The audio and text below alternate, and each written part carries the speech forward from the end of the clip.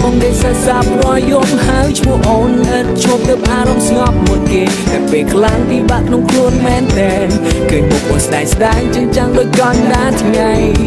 គេងយល់សំរយំថាអូនជិះស្រឡាញ់បងភ្ញាក់កន្ត្រាំម្ដងអារម្មណ៍បងសែនសងវេបងអង្គុយបញ្ឈប់នៅចាំថ្ងៃស្អែកព្រះអាទិត្យព្រះផ្លែមុនឆែកទៅរំអូនភ្លៀង